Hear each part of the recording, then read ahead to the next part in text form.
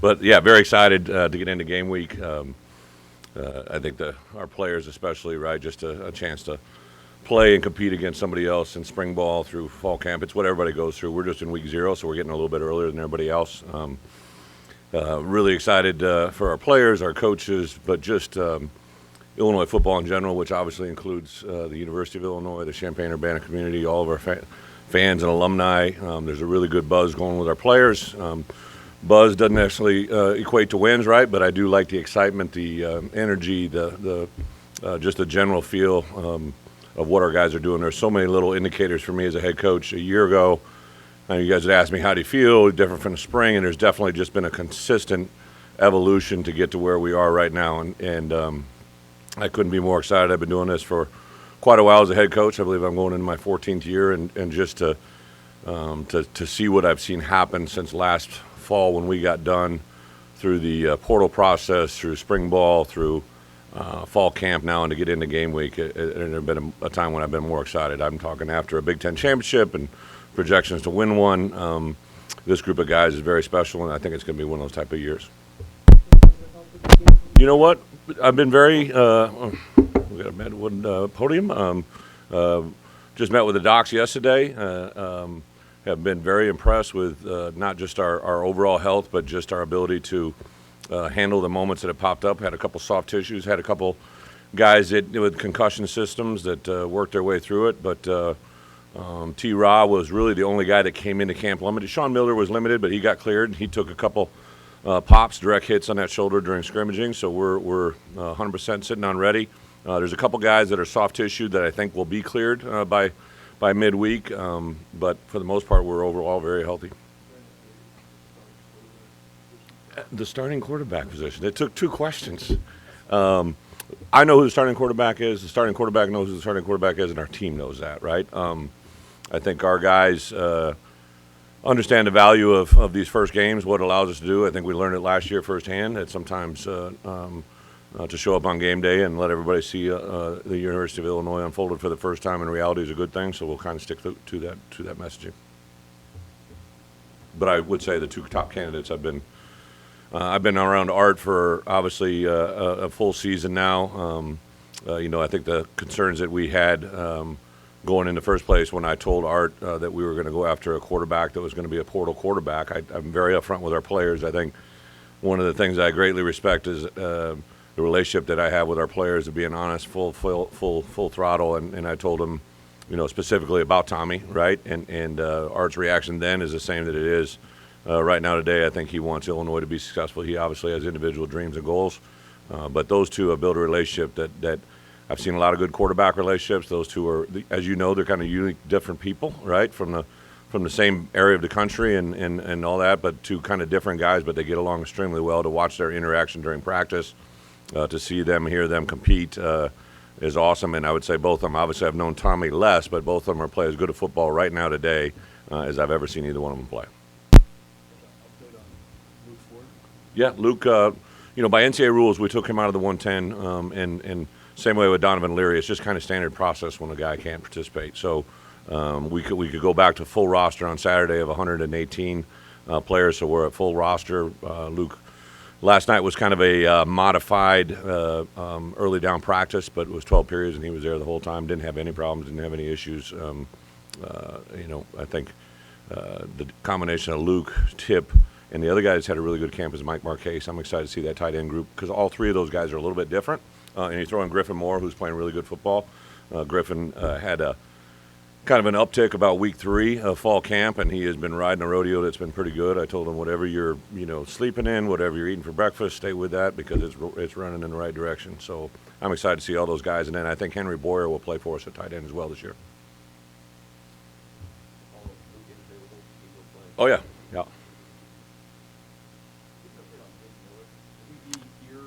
Yeah. Yeah, so I think we kind of gave a little bit of an update. Ben got some really good news during the course of the summer. Things were going in the right direction. But when I made the decision to transition with Sean, right, that basically put Sean in that special teams coordinator role for the entire fall, right? We didn't want to have Ben. He's with us quite a bit. I was with him for about an hour and a half this morning on a Zoom call, and then he and I met individually after that. He's doing some things that kind of more of an analyst type role, right? Like he can't coach. He is not performing coaching duties. He is allowed to stay on recruiting, which is what we basically meet about. Because of the NCAA, I was able to replace him physically on the field as a coach, but we can keep him alive in a recruiting role, and that's what his capacity is. And everything's been very, very positive as of late. But projected, we probably won't be able to, if everything goes well, wouldn't be able to have him back in our midst as a normal guy until October, November. So we'll just wait till after the year. Obviously, what you do on the field will impact attendance. But what is your hope for what fans will show up this year? What's it mean to your program, your players, and recruiting? Yeah, I've learned this through my years as a head coach, right? Like I obviously don't have the ticket manager title in my resume, but I realize very, very much, and I remind our players and our coaches every day that people will come and support what they're proud of, right, and what they enjoy watching. So even though I'm not directly in charge of ticket sales, I am directly responsible for, I think, what kind of crowd we get, right? Because the product we put on the field is what I think people want to be proud of. They want to come and see something that's entertaining. I think, not revealing too much, but offensively, defensively, and special teams, I think this will be an environment and a game that people will be excited to watch.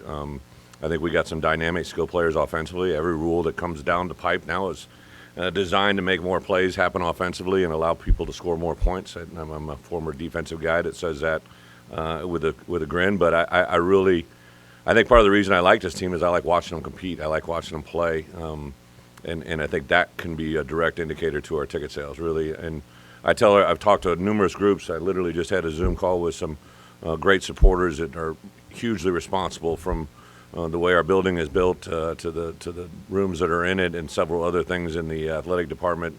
And I told them the same message I've told if I'm talking to a group of local people who maybe haven't given a dollar, right? Like, we played our best football when we were on the road in front of big crowds. I think last year when we played in that Nebraska game, we were really willed in the second half to play well because of the crowd and the environment they saw, and it was only at about maybe a half to two-thirds of the capacity of what it can be. I've been in this stadium on the other sideline when it's roaring full go, so I know how great it can be. And if we can get to a point where we can fill Memorial Stadium because of the product we're putting on the field, we'll be in a great spot.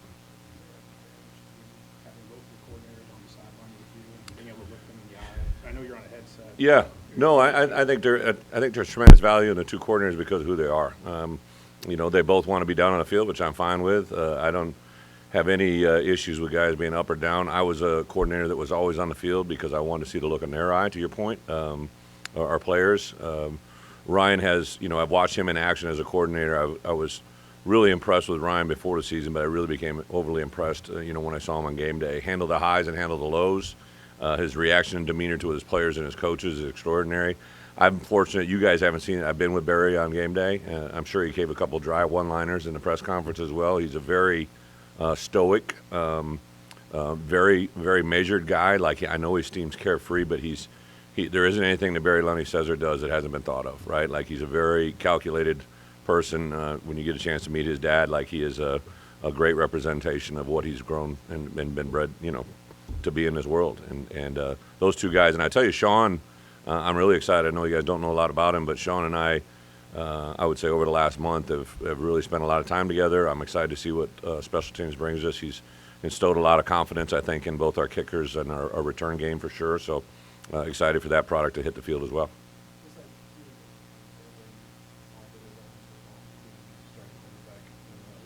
Not until the opener. Was that something you've done before as a coach, or is that, have you sort of evolved to that? Yeah, I think that anytime there's and I said this to you guys, and I mean this with all due respect, the last thing I ever want to do is make your job hard, right? Like, I don't like it when people make my job harder than it needs to be. But the number one priority I have is to protect and build Illinois football to be as best as we can be on Saturday. And part of that is restricting access, right? We got a new offensive coordinator. Now, the good news for you guys, if we don't have change, I might let you in a little bit more next year, right? Because you're not really going to have anything new, right? But I knew offensively what we've seen, right? People are trying to guess, are they a little bit of us last year? Are they a little bit of UTSA? Are they a little bit of both? Whatever it is, right? Like, well, Saturday we'll find out, right? Like, I think there's a tremendous amount of respect in our program for Wyoming. Coach Bull is been a very successful coach in every step of his career, and to win 3 national championships at his even though it was FCS, like, he plays really good football. He's an incredibly blessed coach who hires really good coaches. So we have a very difficult assignment on Saturday, which took question 14 to get to, but like this is a tough challenge for us on Saturday. I think they're very comparable and may even be better than the UTSA program and challenge that we had with last year. So that's kind of where our mind is at. Your offensive assistants kind of picked up what Barry was teaching them, or maybe added something of their own way to do it? Yeah, so it was very important for me to bring in a good football coach, right, with a good plan, a good scheme. But they have to believe in what they're saying, what they're doing, and then their demeanor to coach the coaches has got to be at a high level. And Barry coached high school football for, I believe, 5 years before I hired him, right? So that means he's in a high school, teaching high school kids how to run his offense and also coaching high school coaches. When Coach Fry gave me my first job, he said the only regret he had in giving me a job is that I've never taught, right? I was never a teacher. And that kind of has always stuck with me because it's not what we know, it's what we're able to teach. And I could tell right away from the way Barry taught me his offense and the way he says things, like the teaching element was there. And then what he did is parlayed that into our room. I don't want to speak on behalf of George McDonald, Corey Patterson, Bart Miller, Ben Miller. They just immediately saw, I think, a guy that knows what he's talking about. He's able to say it. He's got great demeanor. He does have a personality and a humor to him that is unique, and I think people just naturally like him, which gravitate them to learn from him. And then I'll tell you, the place that really jumped out to me was watching our guys interact with him during spring football.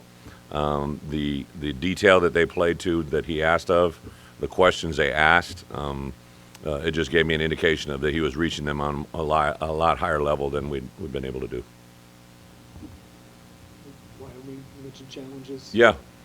You talked last week about Craig Bowen and respect for him, Yeah. but what have you seen on the field, both offensive and defensive? Well, a couple things, right? So I think defensively they're very long, right? If you just look at their numbers. So, like, I look at matchups all the time, right? And as a head coach, I formulate an idea during the course of our preparation on how I think the game will play based off of what I see. And I think their defensive line is long. Now, they had some linebackers, especially one that got drafted 3rd round, really good players, active guys. They put a lot on them.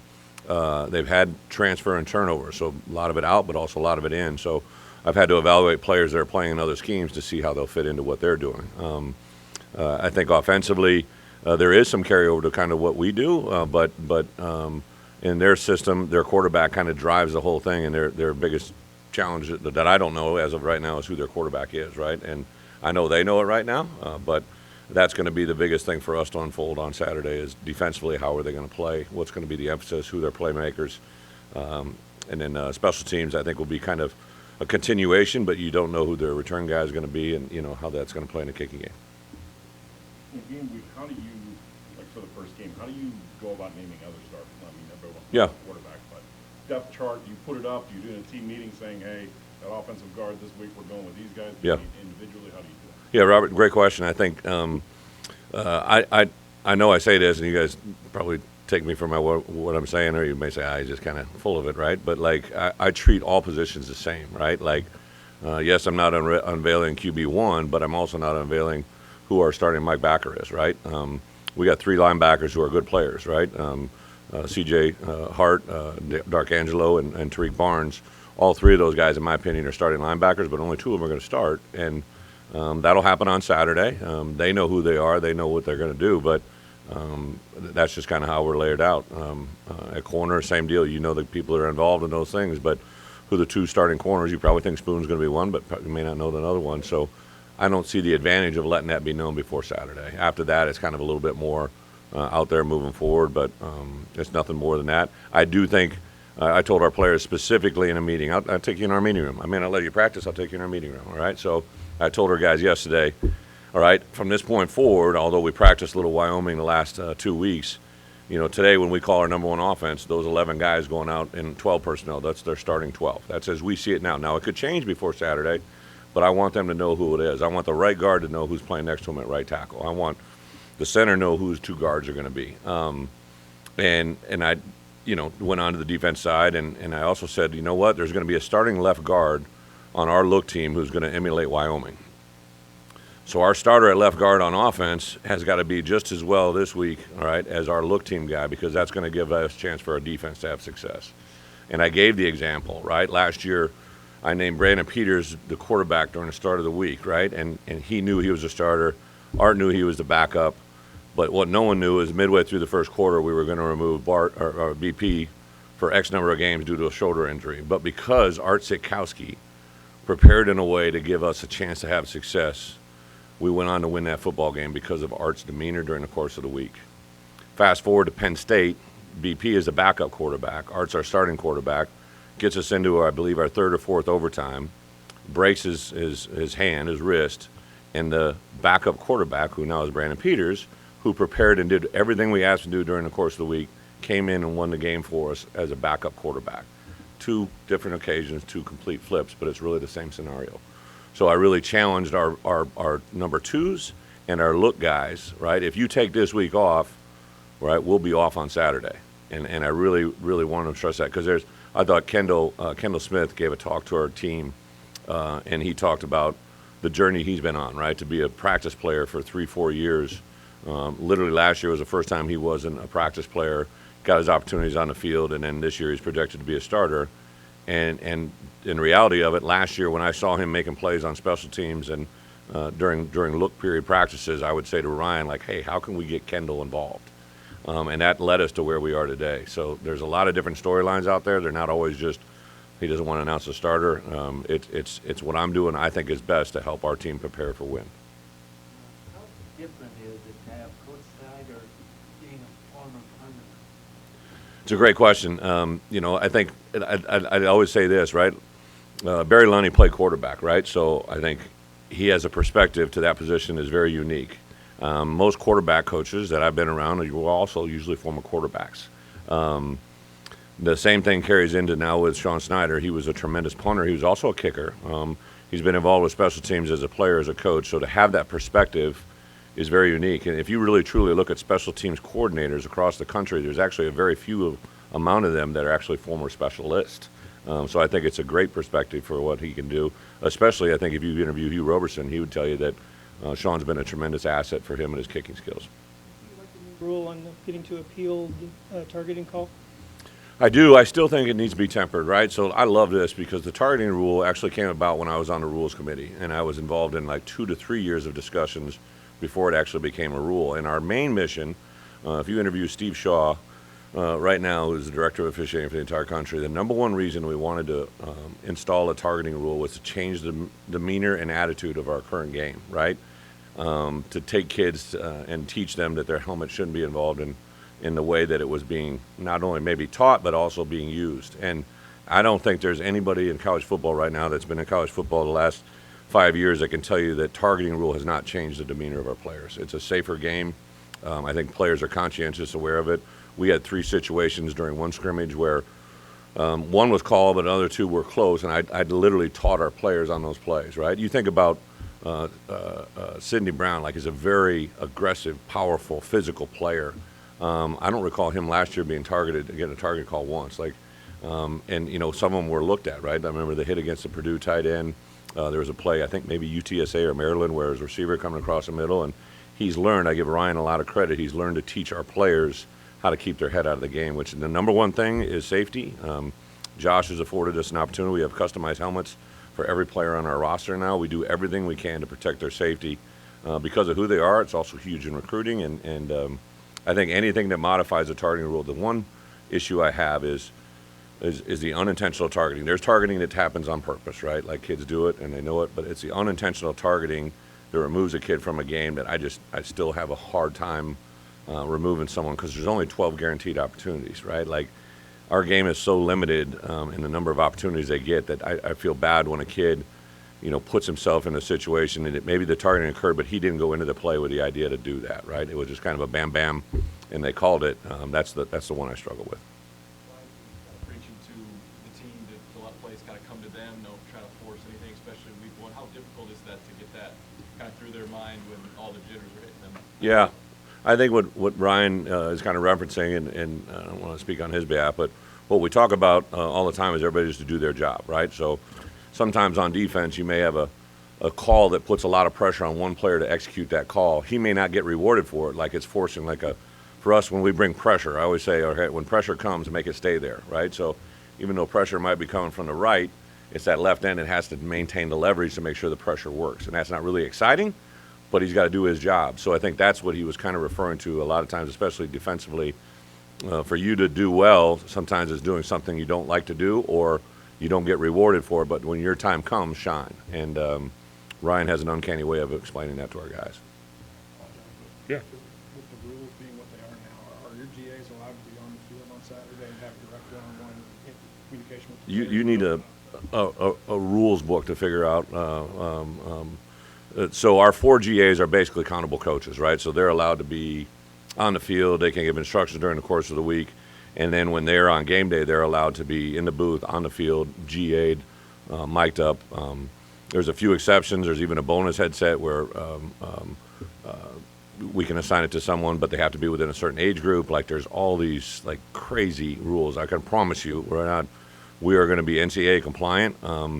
I actually have a small staff. If you just kind of look at our staff compared to other, if you just put the pure numbers out there, we have a couple analysts and some other things, but I don't always think that more is best, right? I think quality is important. So for our GAs, we have Vince Jeffries, who will be involved with our offensive coaches on the sideline, an offensive GA by the name of Tyler King that will be involved with our tight ends, and he'll be, Tyler will be on the sideline. Defensively, Preston Gordon, I believe, is upstairs, and Joe Dean is actually, I think Joe's going to be upstairs as well, defensive GA. You guys are worn down. All right. Thank you very much. See you guys this weekend.